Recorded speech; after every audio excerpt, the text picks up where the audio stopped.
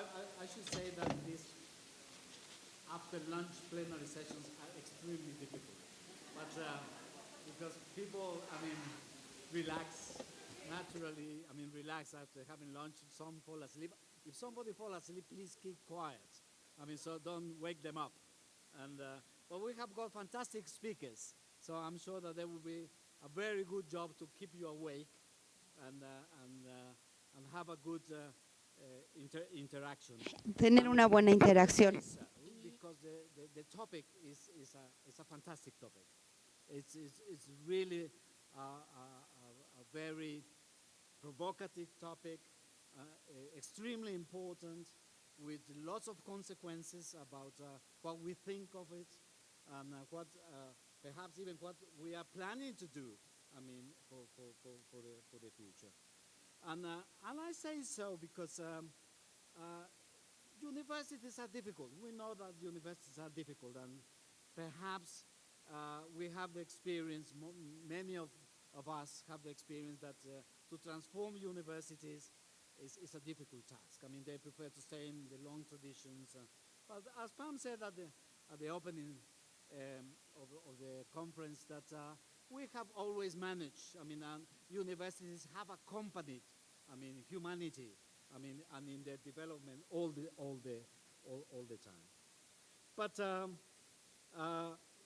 I should say that not all traditions, not every old tradition is bad. I had the opportunity to attend one of the breakout sessions discussing the new version of the Magna Charta, and I think it's a fantastic text in which all values, if we can call them that way, los valores, are preserved, and I think it should be preserved. But at the same time, we all know that we are crossed, and very violently and rapidly, and in a very uncertain environment, as Pam also mentioned, changes. Extremely strong changes, led basically by technology, and we cannot say they don't exist. I do remember that yesterday at the GMA session, Remus said, who was moderating one of the breakout sessions, said we cannot escape, from these technological changes, I don't know whether that's true. I think we can debate, that idea, but certainly, as Andrew was also saying, either we understand, the importance of these technological changes, or somebody else, will take that in their hands and do the job, and certainly will impact, the activities of the university. So, there are tensions, there are discussions, there are how we weight, what is important, that we have inherited, that should trespass, the future, or should be kept, for the future, and what are the adding processes that we should incorporate. But and I would refer to something that Mario Benedetti said. A boat which doesn't know where to go will get lost. So, we need to keep traditions, some of the traditions perhaps. We need to incorporate, what is new, but we need to know where we are going to and what for. I think so. I leave that, to our fantastic speakers, and let me introduce them. I have agreed with them that they will speak 15 minutes each, and we will leave 15 minutes for questions, perhaps a little bit more. If the discussion gets heated, we have some cushion time. But basically, we have planned, to have 15 minutes, for questions and comments coming from the floor, which are, I think, in academics, that's the flavor. I would say if there is no discussion, it doesn't help.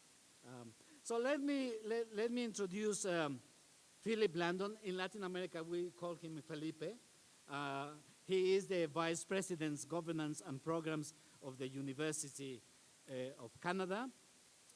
He's also responsible for the association's corporate and governance framework, member service initiatives, and serves as secretary to the board of directors. He also leads the publications, including University Affairs, and program teams, which include the Scholarship Partners Canada and the Queen Elizabeth II Diamond Jubilee Scholarships Program. So Philip is very well trained and academic, and he will speak first. And that does not mean that we respect very much, the gender issue, which in this case is a bit biased. We recognize that.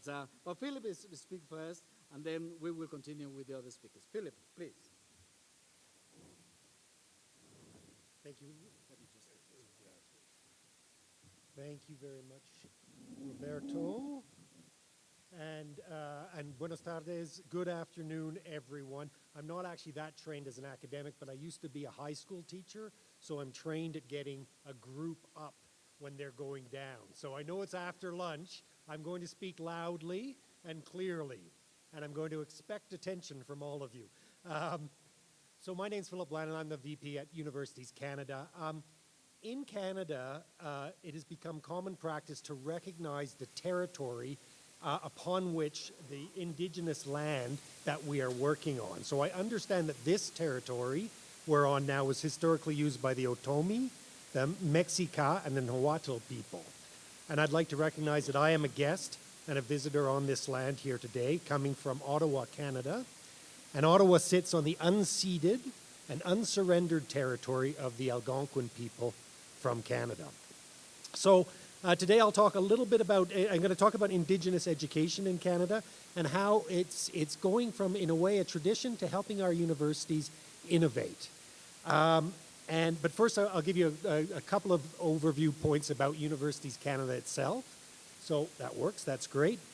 We are the voice of Canada's 96 universities.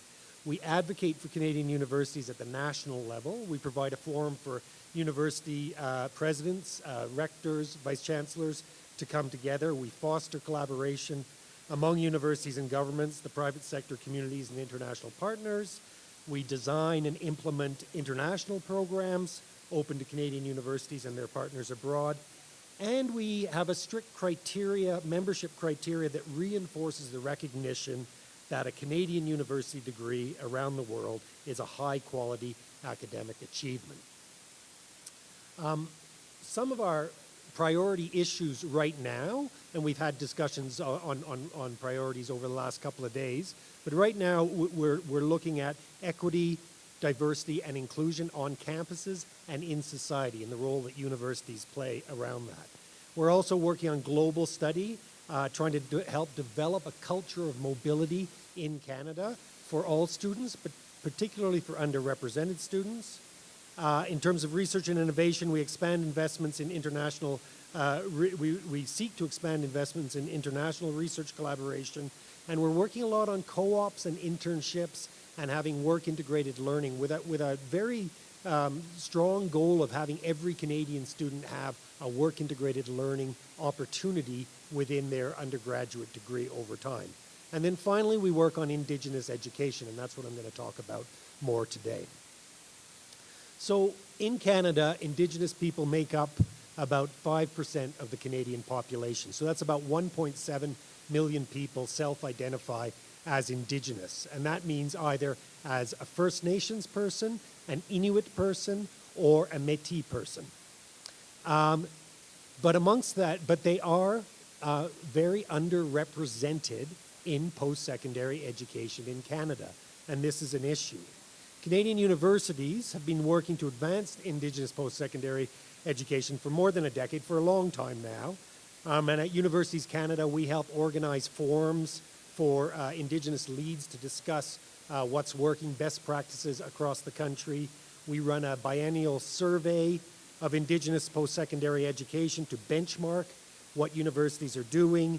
We advocate with our federal government for increased funding and program changes for Indigenous students, for wraparound supports, and for Indigenous-led research. Why is this a priority for us?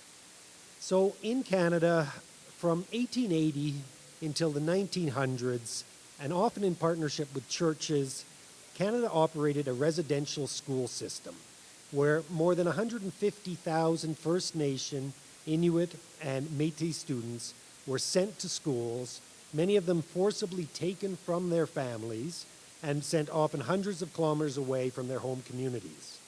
The children were typically banned from speaking their own language. They were banned from practicing their own culture. They were separated from their brothers and sisters, and they were forced to learn English and French. And children in residential schools faced horrific living conditions, inadequate food leading to malnutrition, and they faced physical, psychological, and sexual abuse from the teachers and administrators at these schools. In many ways, the goal of these schools was to kill the Indian in the child. And it was cultural assimilation. And it's now recognized by many in Canada that it in fact was a form of cultural genocide. And moreover, the impact of these schools was not just on the students that attended them, but when they came back from those schools and went into their home communities, they had lost their grounding in culture. They had lost who they were. And they were then unable to bring up families of their own. And it led to a very dysfunctional culture in Canada within Indigenous communities for a long, long time. The last residential school closed only in 1996. It's not that long ago. In 2010, Canada set up a Truth and Reconciliation Commission to look at the history of and legacy of these residential schools and to see what could be done. They gathered stories of the survivors of the school and archived them, and they provided recommendations on what Canada can do to heal from this horrific period. And in 2015, 4 years or almost 5 years ago now, the Truth and Reconciliation Commission came up with 96 calls to action for Canada as a whole, but for specific sectors, and especially the education sector, on how to uncover more truth and to begin the reconciliation process. The Chief Commissioner of the Truth and Reconciliation Commission, Murray Sinclair, a brilliant man, has framed it this way: education is what got us into this mess, and education is what we're going to need to get us out of this mess. In part because of the legacy of residential schools, Indigenous people are far less likely to attend and complete post-secondary education. We all know that a university degree is the best way to improve someone's socioeconomic status. So Canadian universities need to work to ensure that Indigenous people have the same opportunities as all Canadians. And so our Canadian universities are working on these calls to action, ensuring that Indigenous content and knowledge is included in the curriculum, educating the public about the history of residential schools, and helping to teach and preserve Indigenous languages. And it's in this context that I've been thinking about the theme of this panel, which is between tradition and innovation. Following the Truth and Reconciliation Commission, universities have been under tremendous pressure to change, both from themselves and from the Indigenous communities and the wider Canadian community that they serve. And the universities have also been pressured to partner with Indigenous communities to support the revitalization of Indigenous cultures and languages. And while tradition and innovation can sometimes seem at opposite ends of the spectrum, it's actually the tradition and Indigenous traditions and the move to accommodate and to grow with Indigenous traditions, which is actually helping our Canadian universities innovate. From the Truth and Reconciliation Commission, universities are being challenged to dismantle our Western colonial ways. We're looking at Indigenous traditions as new ways of learning, new ways of teaching, new ways of knowledge, and working with each other. And innovation for many of the universities can mean bringing Indigenous cultures and practices onto campus for the first time. I'll read a couple of examples for you. We have some universities that bring students and faculty to a spring cultural camp every year. For a week they learn on the land in an Indigenous community. We have one university called Algoma University, which is built within a residential school, and they use the residential school survivors to inform curriculum and to teach the students about that period in history. University of Victoria, for example, created the first Indigenous international work integrated learning exchange program in the world, where through this program, Indigenous students at University of Victoria travel to Australia and work in Indigenous centres. The University of Regina is partnering with a Métis institution to accredit their certificates and courses. This is an important step in moving towards a completely Métis-based education system. So in those examples, we can see the transformative impact that including Indigenous perspectives or advancing reconciliation can have on a university or community as a whole. These projects don't only support Indigenous students. In ways, they are transforming the universities altogether. A Mi'kmaq elder named Albert Marshall coined the term two-eyed seeing to explain this merger of Indigenous and non-Indigenous knowledge, using one eye to see the best in Indigenous ways and the other eye to see the best in the Western ways. And it's this two-eyed seeing, I think, is giving rise to new forms of teaching, learning, and research. So what are some lessons learned that we have from this? We're beginning to see how our experience with Indigenous post-secondary education can help universities as a whole to change. One of the most common barriers, for example, for Indigenous students, because many of them are older, relatively older women with children, is actually having daycare spaces. And so many of our universities now have much better accommodations for students who have children. That's helpful for the Indigenous students, but it's actually helpful for the entire community. We've also seen an increasing demand to include Indigenous communities in all aspects of university research, from identifying research topics to storing data. Working with communities on research projects rather than treating them as subjects or resources improves the quality of the research outcome on both sides. Communities who are treated as partners are more likely to share the knowledge that they have. And researchers who respect the authority of the communities are also more likely to take on research that is needed and has impact on the people involved. This picture here is from a museum display with two Inuit hunters and a model of a ship. And it's kind of a good example in that in 1845, Canadians know this story well, and some others do, but a British explorer named Franklin was trying to find the Northwest Passage across the top of Canada, and he disappeared.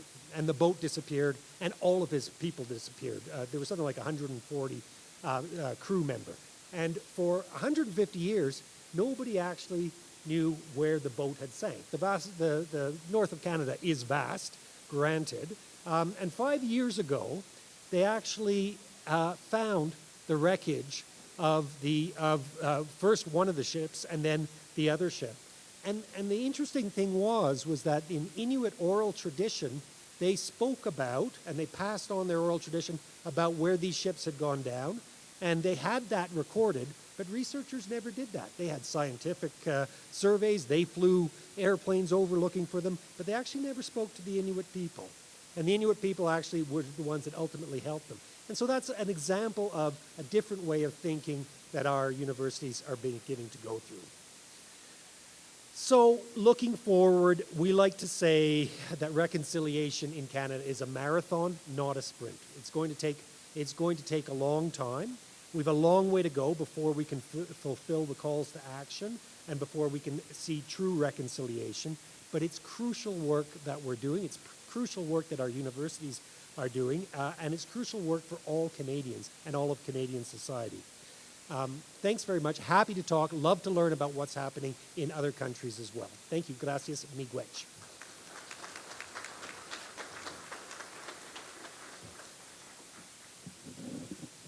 Thank you, Philip. I have heard, during these days that we have been discussing and being together, talking about the role of universities and so on, that social responsibility is one of the topics that we have to incorporate. And what Philip has shown us in his presentation perhaps might look something traditional, old, no? I mean, and it's not, in my view. I mean, it has been there for a long time, has never been visible in many countries. And if we want to serve society, we have to recognize that they are stakeholders, they are actors. So to be modern, I mean, to incorporate development into our universities, I think very much have to do what Philip has talked about in his presentations. Thank you very much, and I think it's food for thought, I mean, when question time comes. Let me now give the floor to Rosa Montes Miró. She is the director of International Education Center of this Emeritus University of Puebla. She is Rosa Graciela, by the way, Rosa Graciela Montes. She is a professor and researcher in linguistics at WAP. She obtained her PhD in sociolinguistics at Georgetown University in the United States, with a thesis on the development of children's socio-communicative competence, area in which she has continued her present work. In Poland, she was a visiting professor, and in Mexico, she has taught at the program of ethnolinguistics. CIESAS is an organization, an institution very prestigious in this country, a program dedicated to the professional development of bilingual education teachers from diverse ethnic communities. So she also has got a very important work in this area. Please, Rosa, we are all ears.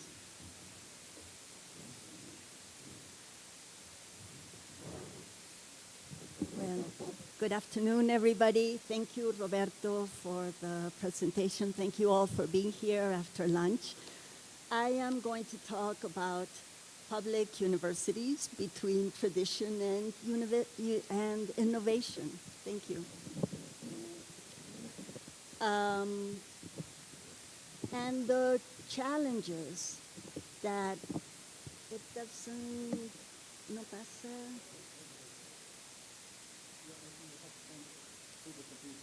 Oh, thank you.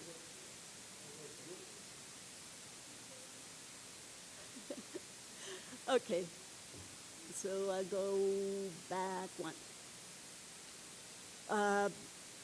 The current global political and social climate presents challenges for our universities, but also opens up opportunities that we can face to reconsider our goals, our policies, and our processes. In this talk, I will be looking at the goals and challenges that are placed in the 21st century for universities and how they are framed or maybe hemmed in by tradition and by innovations. This way. So tradition is very strong at WAP with its 400 years of history since it was founded as a Jesuit college in 1578. We have its origins as the College of the Holy Spirit, and I'm just going to point out some landmarks in its history which are important for what we see right now in current WAP.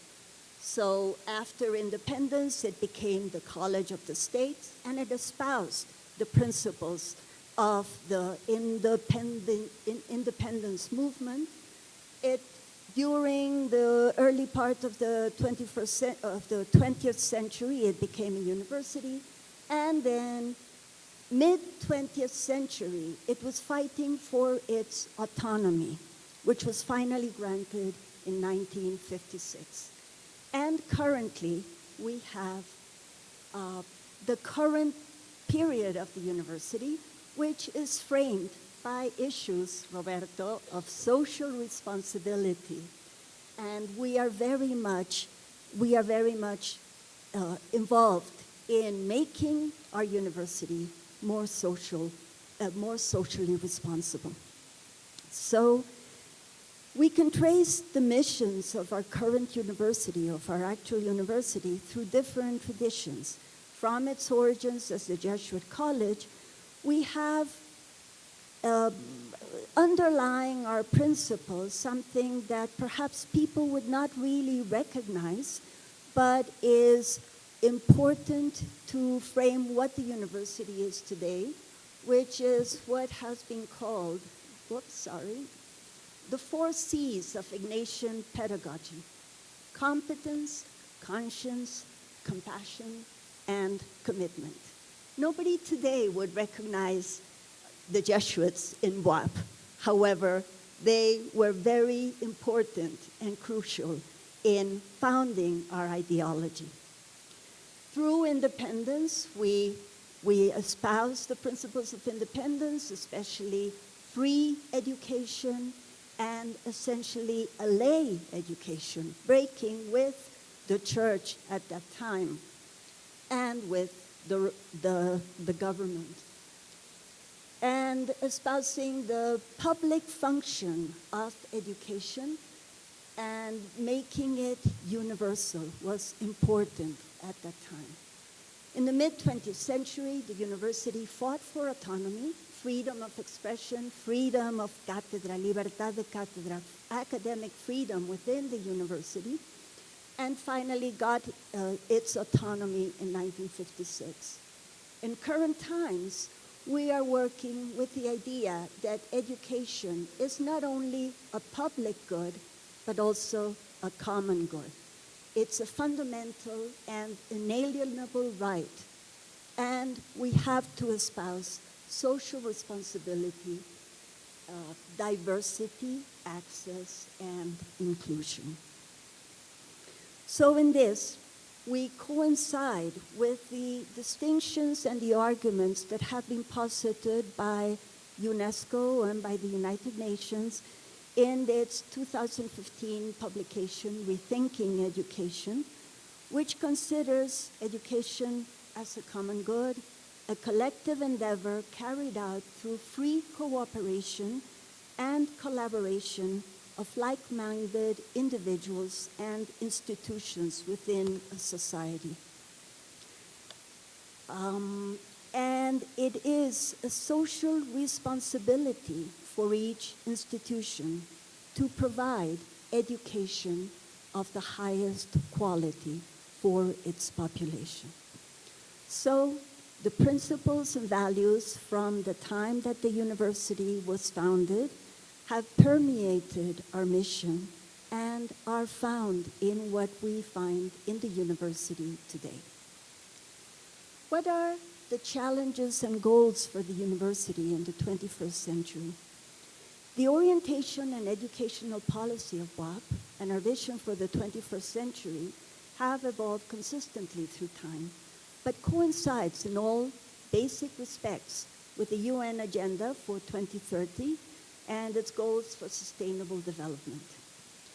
For the construction of a responsible and sustainable future, we posit these goals and following these goals as a roadmap, highlighting the way of what it is that universities can and should accomplish and should collaborate in order to bring about. This is the institutional development plan for our university, the current administration for 2017-2021, which continues since it's the second period for this administration from what was posited 2013-2017.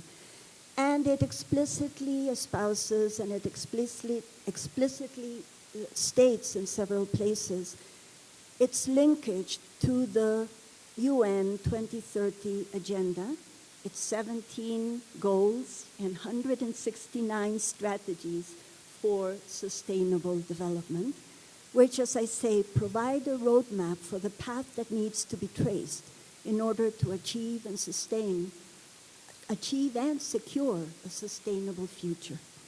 The UN agenda is an obligatory reference for our university for the construction of policies. It's especially important for universities because of their fundamental role in construction of knowledge and the formation of human capital. And we need to aspire to global development, but which will have local impact in harmony with the environment. So this is from our institutional development plan. All 17 of the goals of the SDGs are contemplated in the work that our researchers are carrying out, but I will be singling out some. In particular, is SDG number 4, to ensure quality education. This establishes the raison d'etre and defines the mission of any higher education institution that aspires to be recognized as such. And throughout history, BOAP has been working towards this and has maintained this goal, quality education, at the forefront of all its actions by the continuous revision of its academic programs to meet benchmarking standards, capacity building to strengthening the faculty, improvement of infrastructure and facilities. The goal is to provide the largest number of students, the largest number which is realistically feasible, the best education that we can provide. High quality education in order to achieve timely graduation of new scientists and professionals who will not only be competent and highly qualified in their fields, but also ethically responsible. I placed emphasis on the phrase, the largest number of students, which is realistically feasible. In this respect, I will reference a second SDG, number 10, the reduction of inequalities, which is very present for us and underlies many of our policies. At BOAP, we celebrate inclusion and cultural diversity. We are aware that education is one of the strongest means to reach equity, especially in a multicultural society such as ours. And we are convinced that education highlights the road to achieve conditions for better development and to construct a more just and a more equitable society. But we are also aware that throughout the Americas, there have been various essays in augmenting access to higher education by things such as, for example, creating 100 new universities, or by granting universal access without any admission requirements.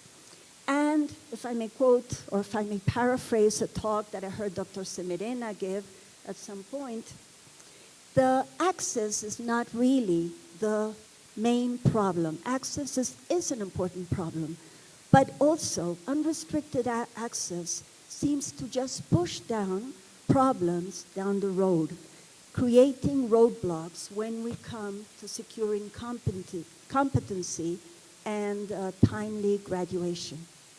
So we have to rethink the ways in which we perceive access to education. We still think that this is really important for an equitable society, but it's got to be access to high quality education.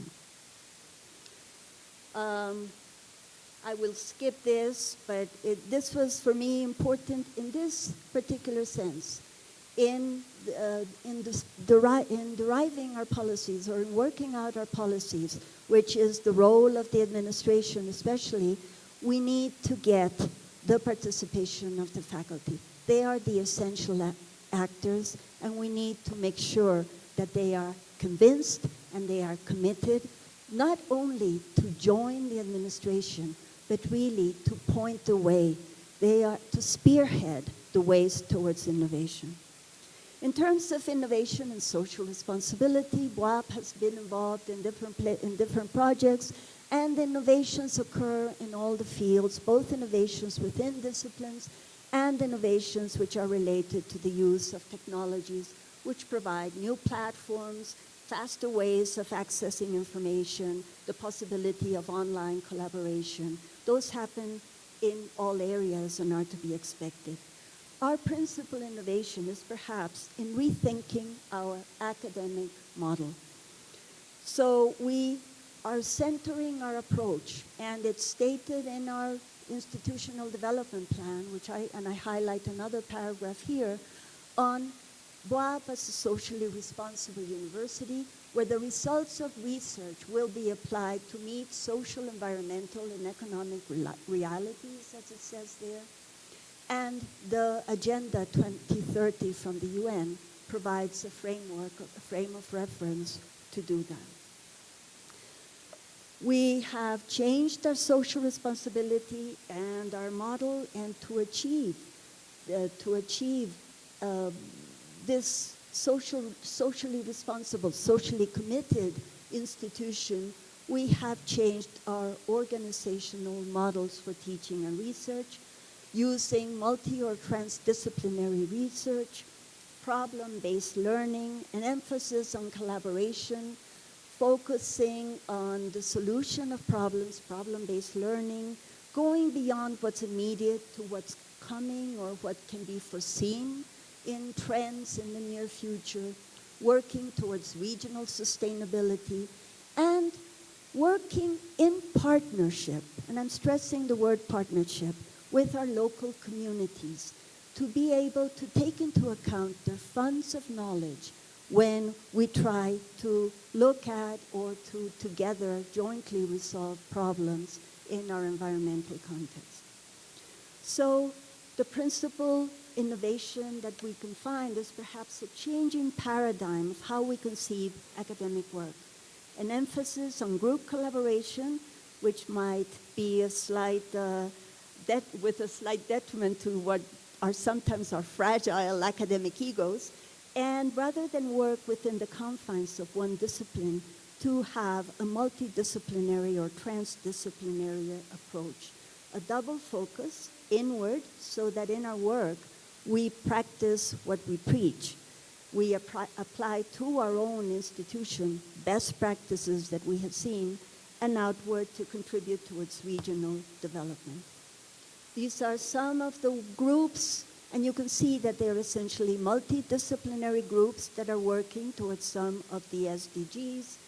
And I'm not going to stop because I'm already past my time in discussing these, but I will be happy to.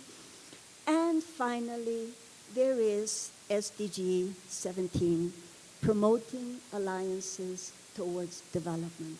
So our collaboration in institutions such as this, the IAU, UDWAL, Columbus Association, OE, allows us to join, to provide linkages, to provide networking possibilities, so that we can create synergies between institutions. We don't have to go it alone.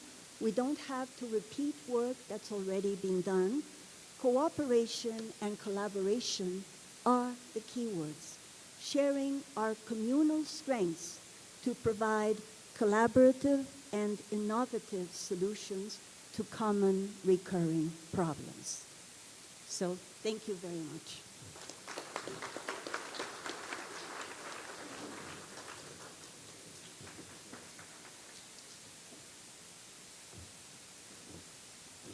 Thank you very much to Professor Montes. I do remember that in the morning, when the person represented the Mexican Association of Universities spoke about the access to university that different groups have in Mexico. And he mentioned that the areas in where the access to higher education is less important is exactly where the more poor people of Mexico live. But this condition of being poor is usually associated to being part of an indigenous group. And I think this topic, that the need for universities to resolve the problem of living in multicultural and intercultural societies links very well with this idea, well, I mean, how can we use, I mean, the technological developments that we have at hand, I mean, to solve that problem.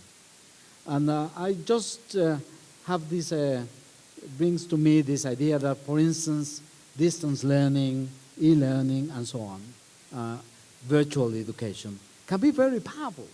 I mean, to incorporate, I mean, because it has this territorial power, you know, to I mean, take higher education to these isolated or less communicated regions and have give this indigenous group the access, I mean, to higher education. So that I think there's a good connection, I mean, that I think we can find. And thank you to Professor Montes for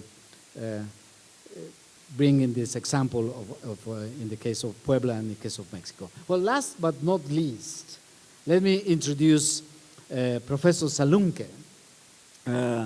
He is the 98th president of the Association of Indian University. Well, he has got a fantastic curriculum that I'm not going to read, but let me just say a few words mentioning that he's the Vice Chancellor of the Bharati, I don't know whether I pronounced rightly, it's a difficult, Bayapith, deemed to be University, Pune, University, well, Pune, sorry. Pune has taken over as the new president of the Association of Universities, as I said.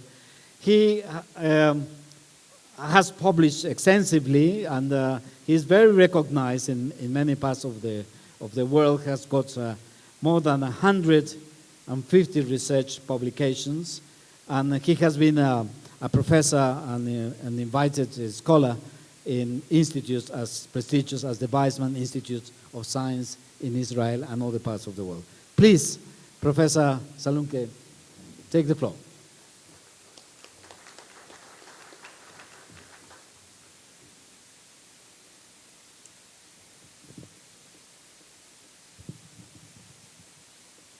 Good afternoon to you all. At the outset, I would like to thank IAU as well as BAP for giving me this opportunity to be part of this particular session.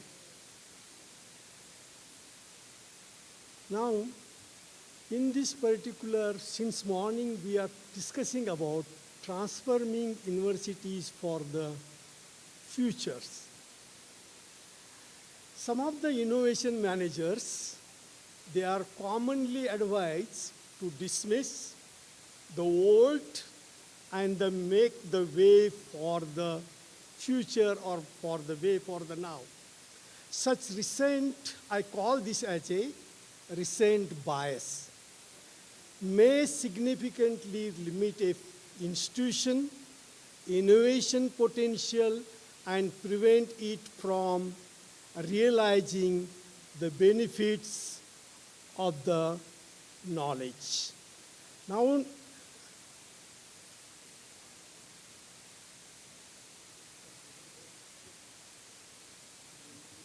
there. Oh, sorry. Okay. I have planned my presentation in 3 parts. I'm not going into give into all the details. The first part, challenges of the 21st century, which are already explained. In next part, I would like to explain the paradox between tradition and innovation. And in third part, I will discuss about Gandhian approach on education for creating the future. Gandhi never used the word sustainability, but he always talked about sustainability. So I will try to discuss in my last part this Gandhian way of this particular thing. Now I will discuss, this is the third slide, the challenges of the new millennium. Knowledge is mostly composed of tacit knowledge. In other words, the knowledge that resides in actors themselves, making it difficult to transfer Innovation is a notion essentially related to evolution, often connected to technical change. However, innovation can have broader scope than only strict technological advancement. You talk only about MOOCs or maybe online courses. In this perspective, it is necessary to move forward with the idea of innovation is a complex, a social construction that involves variety of actors. As an effect, educational institutes have numerous challenges to adjust with growing space of rapid technological advancement and its overall impact. In order to survive, to stay relevant, educational institutes has to match with changing dimensions of ultra-modern societies. Now I will give this paradox between tradition and innovation. The interplay between tradition and innovation as displayed in this slide involves two apparent paradoxes. The first, institutions involve tradition and stability, but they also allow change and innovation. This particular, they allow the change of innovation. Second is the simultaneous constructing and enabling nature of institutions and the role of the agency in the process. Regarding the first paradox, it is important to mention that it is precisely the stable, routinized nature of institutions that creates the conditions for change and innovation. The institutions are constantly evolving, incrementally connecting the past with the present and the future as a part of sequential story. As far as the second paradox is concerned, it involves embedded agency, corresponds to an important debate within institutionalization. Innovation cannot and must not be generalizations due to their heterogeneous characteristics and need identity framework for social, cultural, and economic references. Tradition and innovations are complex dynamics and are not linearly related, incorporating number of different types of innovations emerge from mixing tradition and modern approaches. In next part, I would like to discuss a process of innovation through tradition, which abbreviated as ITT. The various theoretical concepts and relationships underlying innovation through tradition are summarized in present slide, which provides an integrative framework that highlights the main building blocks and outcomes of innovation through tradition and explain how institutions can develop new concept of education by leveraging knowledge from the past. This particular approach will give this. The interiorization is the process making the things such as skills, attitude, knowledge is the part of one's own being. It allows as a simulation and sharing of the knowledge pertaining of institution. Tradition used to develop new technological revolution. Reinterpretation allows the combinations of selected forms of past knowledge with update technologies to develop technical knowledge and new educational processes. Now I will go to the last part, that is changing role of higher education. Now, you know from Blackboard what we are talking, online education and all these things. Our education system has its roots in traditional values and constructs of the society. And education is the acquisition of knowledge, skills, and competencies that helps an individual and societies to achieve the aims of the life. The ultimate goal of sustainability has most often been preservation of human societies and their culture, institutions, social order, and regime. Today, it is a challenge to attain a just and sustainable society. There are certain locally relevant and socially significant traditions where education institutions have not substantially engaged with. It is expected to have greater community university engagement for certain productive learning and de-learning purpose. The main role of education system in this regard is to observe, study, analyze, evaluate the changing dynamics between tradition and innovations and attempts for maintaining a balance between two. The evolution of education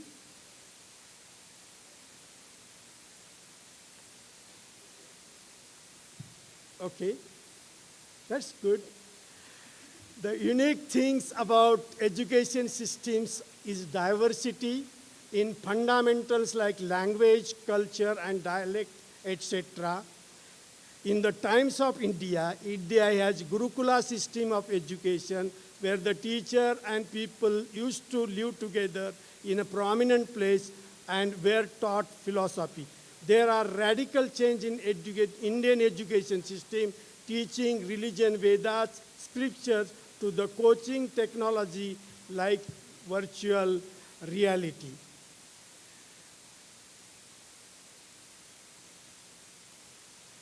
Now I will go to the using indigenous and traditional knowledge, embedding with innovation for sustainable economy. In India, across the country, Ayurveda is an indigenous way of health treatment and life followed at individual and family level. Different parts of country have their own practices as a branch of traditional knowledge and practice. Kerala is a state who has institutionalized the Indian Ayurvedic healing practices, embedded with certain innovation of strengthening the travel and tourism.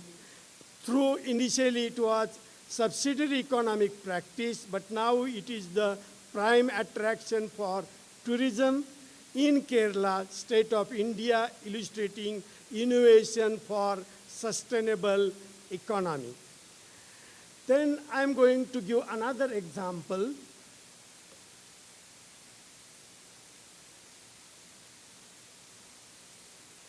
Okay, sorry, previous one. Ladakh is the coldest desert in India in Himalayan ranges. Due to the climate change, the region experiences hotter summers with increase in males. Subsequently, during spring season, water is scarcer. In turn, impacts agriculture and food supplies.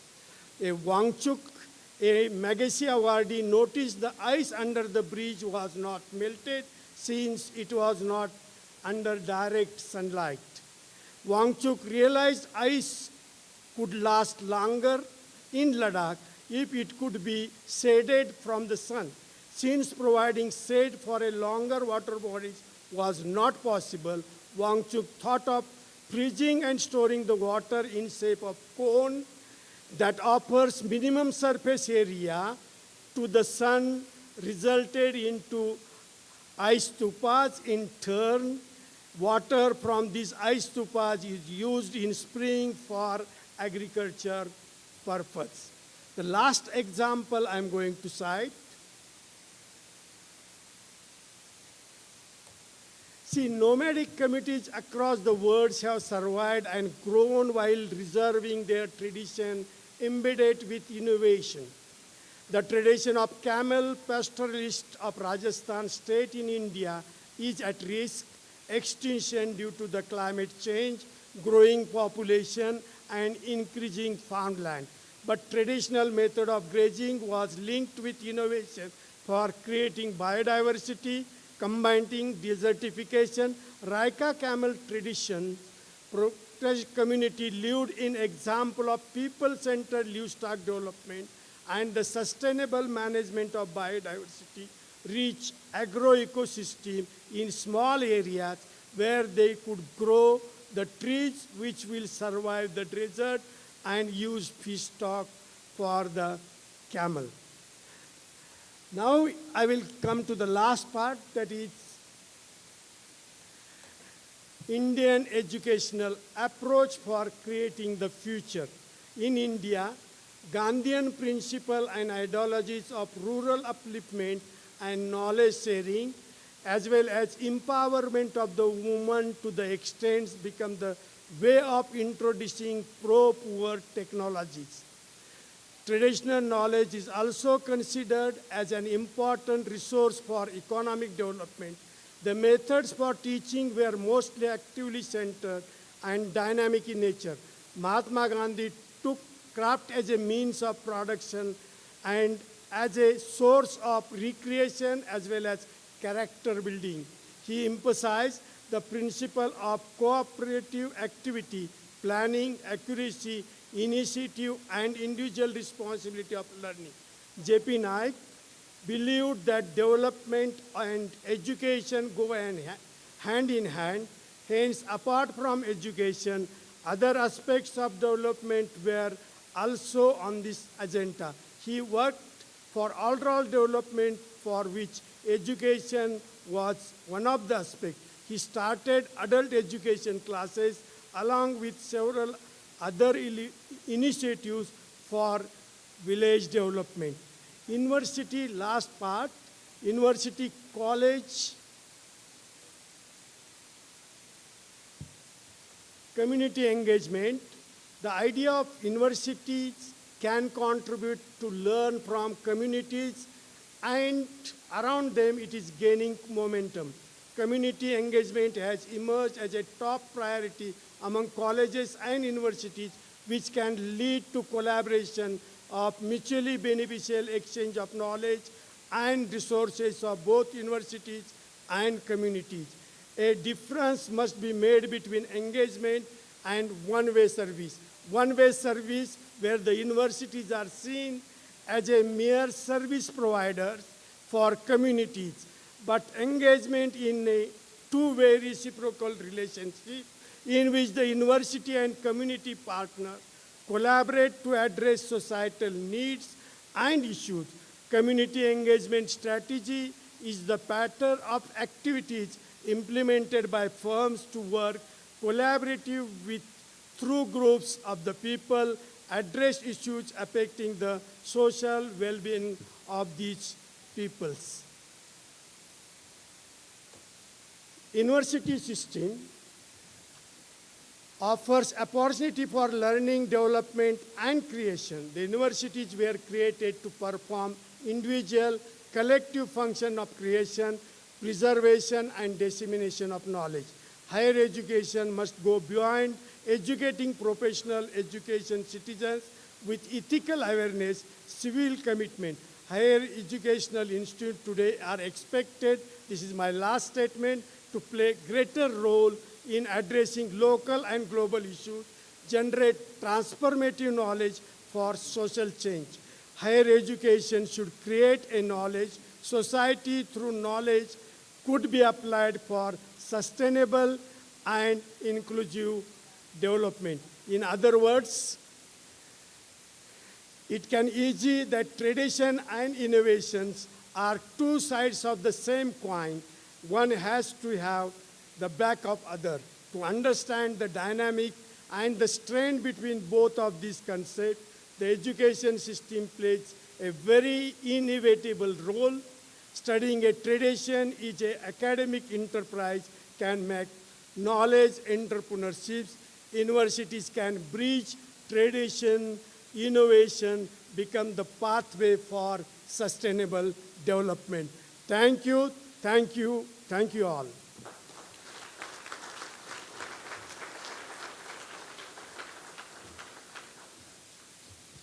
Well, thank you very, very much, to Professor Salunke for presenting, this discussion that, about his country. India and the philosophy and philosophical discussions that are about the topic of this session. I think something that we should avoid very much in the discussion is that tradition is the old and being modern is the technology. I mean, I think it's a false trade-off. And I think so because at the opening of the GMA session that took place on Tuesday, I do remember, Professor Henson, who is the rector of the University of Costa Rica, called for a new enlightenment. And funnily enough, or perhaps not funnily enough, but coincidentally enough, Professor Feza, from the University of Bristol, talked about light, a new light. And I think I think to solve this discussion, which is a very important discussion, I think, and Andrew also has mentioned, I have heard him arguing in that line, I think we need a new conceptual approach in which, universities have the responsibility, in my view, the high responsibility of taking into account what not only what academic training is concerned, but what culture has produced, what humanity has produced as culture, which is part of the academic, the university world, and the new developments that can enhance, that capacity. But, I'm not a presenter, I'm just the moderator, and I would like to open the floor. We have got, according to Trin, 15 minutes, to be on time for the breakout sessions in the afternoon. But we have got a few minutes, to listen to you about these magnificent 3 presentations that we have had. Questions or comments? So, if anybody would like to take the floor, we're happy to listen to he or she. Professor Friedman. Thank you for all the presentations. And I have a very concrete question about the indigenous enrollment. First of all, I have to say, when you show the picture and what's going on in Canada, I can say exactly the same thing happened with the Samis in Sweden. Absolutely the same. But how do you do with the enrollment of indigenous people? How do you get the spot for them to enter the universities? Do you understand what I mean? Let's, if you agree, let's take 1 or 2 questions, and then we give the floor, to our speakers. So we have got the lady over there, please, if I can. Solamente me gustaría decirle a la maestra Montes que me gustaría que ampliara de qué manera la diversidad en la Universidad Poblana se está llevando a cabo, y sobre todo la parte indígena.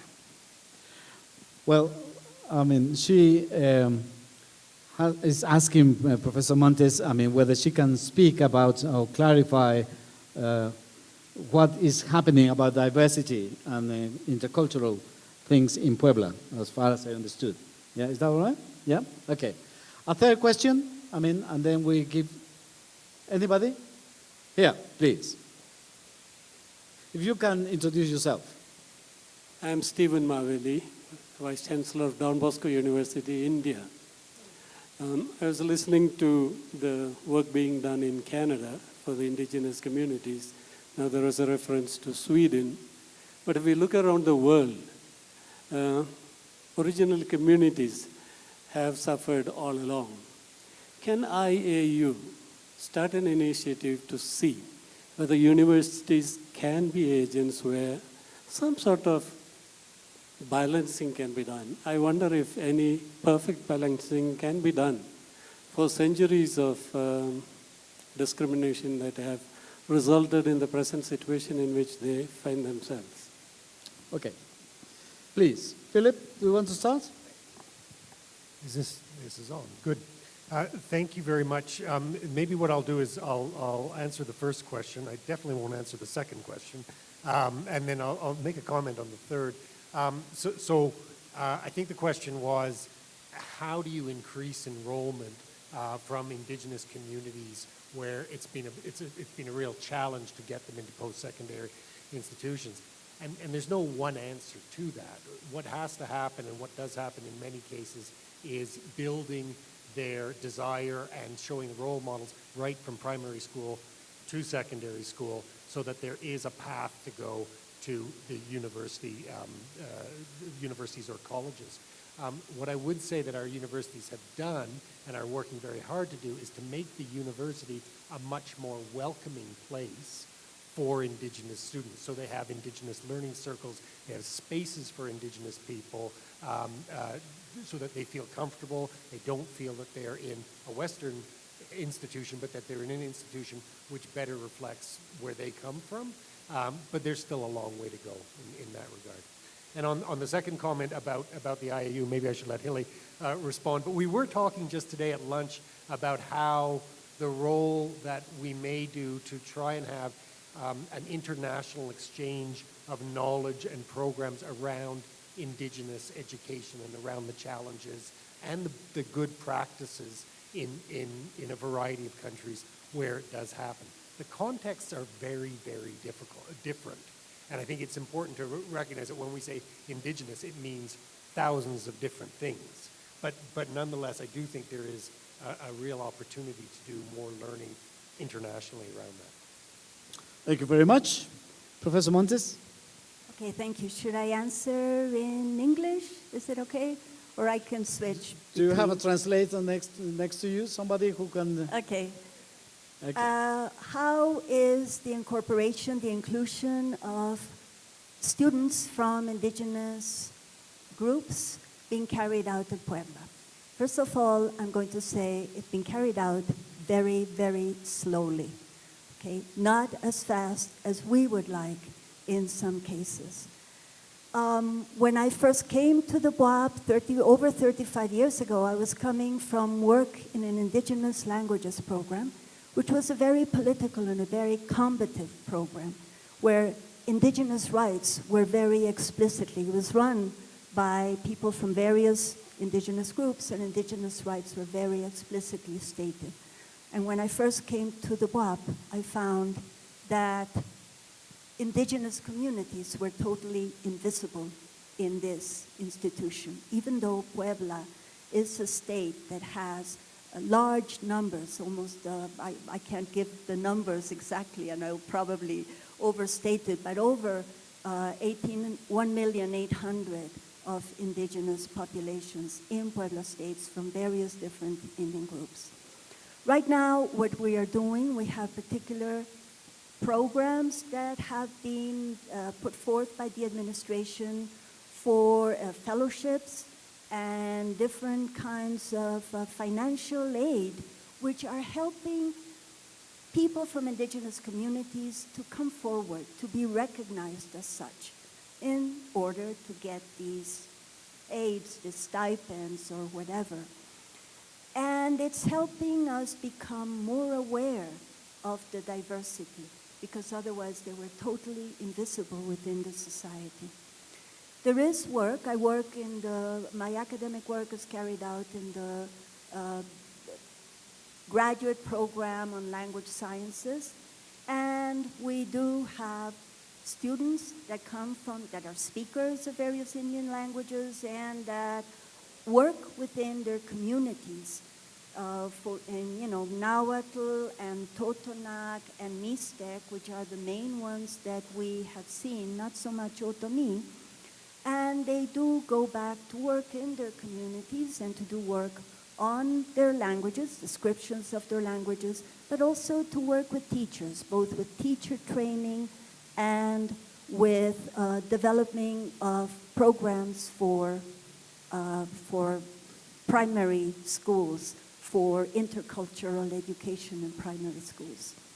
And what we need to do is work within our community on sensitizing our academics to be aware of language differences, that people may have another language as their native language, and to be aware of language differences and to be more accepting towards these language differences within our programs.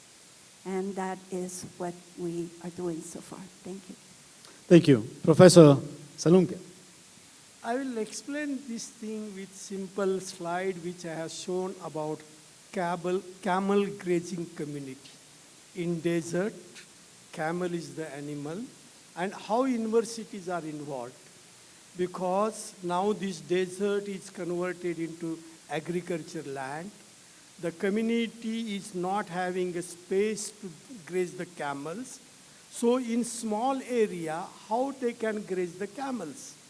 And for this particular reason, the university is engaged with this particular community with help of the NGOs. And with these NGOs, now they have cultivated the plants which required for grazing of camel in a small area. And in that small area, they are growing their camels and they could preserve their culture. So we are trying to use another approach, some of the universities, the approach recently Nobel laureate, the Abhijit Banerjee, randomized controlled trials for communities. And in these under control trials, what is the best for that particular community? So my presentation was insisting on the issue that we should go to the community, try to see the problems, and try to solve that particular problem. That will be the real higher education. That way I would like to present my things. Thank you all. Well, thank you very much. There you are. Here you have the views of very interesting speakers. And I would like just to highlight to finish that IAU is the perfect platform, to discuss these very important topics. And I think we should keep them alive and hit them on. I think it's very important, I think, what all these challenges, and that we cannot remain in the 21st century without including everybody if we want to sort of justify that we universities have social responsibility. Let's, as the Magna Charta says, act integrately. Universities have that responsibility. Well, thank you very much to Philip London, Rosa Montes, and Professor Salunke, Manicroa Salunke, and to all of you for this very nice after-lunch session. I hope you don't fall asleep. And let's go more or less immediately to the breakout sessions. No? Sorry, I have other instructions, from our boss, Trin. Trin, please. We have the pleasure to announce a coffee break before our workout sessions. And because we are running a little bit late, we will take 30 minutes and then start again. I don't even know what time it is. 4:15. And immediately after the breakout sessions that are going to take place after the coffee break, we are very excited to launch our BBC project with a trailer of all the beautiful movies that has been created within this framework. So I just want to let you know you should definitely not miss out on this final plenary session of the day. So now please go for lunch and come back. Sorry. Yeah, I am tired, I admit it. Please go for coffee. You have already had lunch, so please. Yes. And please, an applause to our speakers, please.